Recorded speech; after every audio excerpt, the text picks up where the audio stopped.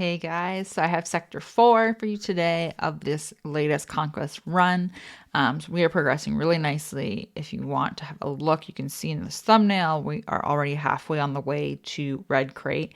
And all I've been doing is going through the sectors so far. I haven't doubled back to do any farming of feats. It's just straight through and very, very straightforward.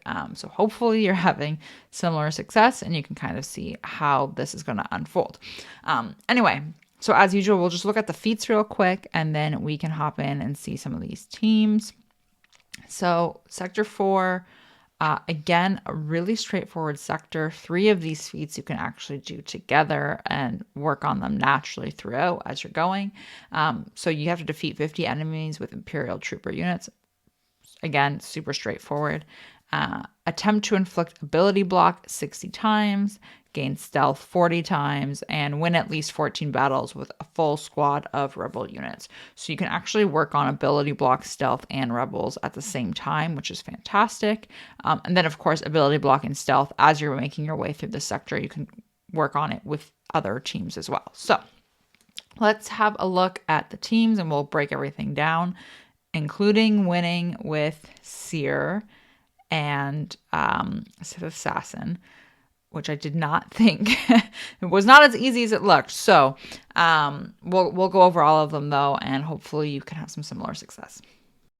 Okay, guys, so I want to start with 3 of these feats at once. So ability block, stealth, and rebels. You can see I have 1 ability block and 4 stealth so far. That's just from using my Inquisitors. But I want to go through and get some rebel wins while we're making our way through the sector.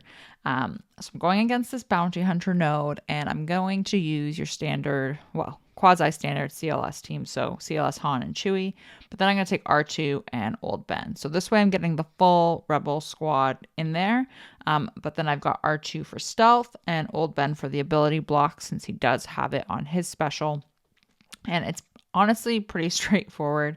You just want to go through and manage the battle as much as possible.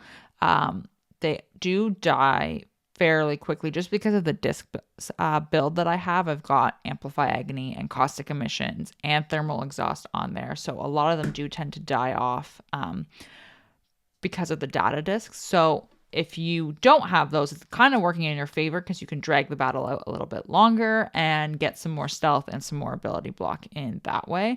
But if not, I wouldn't recommend taking discs off this early in Conquest to do these feats, because you can come back and do these on the Datacron nodes if you need to and remove discs after you've gotten all the way through Conquest. All right, and you can see here that we ended up getting an additional 4 stealths, 4 ability blocks, because we only did that special once, and then a tick towards rebels. So again, pretty smooth for just going through the motions there. I am going to do another rebel team here if you want to kind of alternate or continue pushing forward. If you have Profundity, you most likely have a somewhat decent Rogue One squad built up. It doesn't need to be so stellar either. You can see here that I'm going to take in a Gear 12 character, and if you're going in against a full Empire squad, Rogue One works really well against them, especially once you do have Celeste Ambition discs equipped or Amplify Agony, anything really. They're going to kill themselves off, but you don't even need to worry about your own characters dying here, which you'll see here in a minute. But this is a great one to just get a tick towards rebels. It doesn't give you anything else, unfortunately. You could swap in other rebels to do that. I just wanted the full Rogue One squad to kind of give my CLS team a chance to regain stamina and still push my way forward through the sector with those 14 wins at the same time. So again, you're going to see here Jyn is going to try to revive someone. We do get Cassian back. And the really great thing here is that Admiral Radis is ready to do his lovely special and bring back Chirrut. So we get 3 stars on the node, and you don't really need to worry about having to go back and clean up your mess after the fact. Okay, and another one that I'm doing on the way through is some trooper kills. I'm going in against Mon Mothma squads that I see. So this is a little bit messy, to be honest with you. So take that with a grain of salt. But again, I just want to do it while I'm making my way through the sector. But we can get a few trooper kills in this way. Some of them do die to dots since I do have those discs equipped. You can see right there. But we do get a couple in, like I mentioned, and that way we can just kind of push forward while working on the sector feats. I am going to recommend that you do this feat either on the boss or the Tusken node at the end, which is pretty straightforward to do. But again, if you do want to move forward, you can do it on the regular nodes as well. Okay, so let's have a look at the mini boss here. So it's a trooper team. We need to win without Jedi, Sith, or unaligned Force users. So I am going to do Grievous for this one instead. You do have to do this fight twice because Cere, who you need to survive, is an unaligned Force user. And the reason why I want to use Grievous for this is I feel like I'm just going to have a lot more control over the troopers in general once I can get some target lock out there. And you've obviously got endless ranks as the modifier, so we have to kill them multiple times over and over again. But once we've got target lock here, we're going to be able to kind of control them a lot better and just sort of, make our way through as quickly as possible, 3-starring the node without having to worry too much about them raining down hell on us here. So this is on Professor X, so I'm still using the Volatile Accelerator disc to amplify Agonies and a Zealous Ambition to make my way through, and 1 Caustic Emissions that I've finally found for him. Okay, so let's look at the other feat here. So we need to win with Cere surviving. I did try this a few times with BAM, and I did not completely love it, but it does eventually end up working for us. I did end up having to put 2 pieces of a consumable on. So the first one was the Tether Tech, which gives you an ability block off the start. And then I also used an overcharged protection pack. So it's a 98% extra protection. And you can see my Cere is not very well geared, but she's got a lot more protection this way because of that pack, and we've got the guard. So I did go after Piet first just because I didn't want him to do too much right away.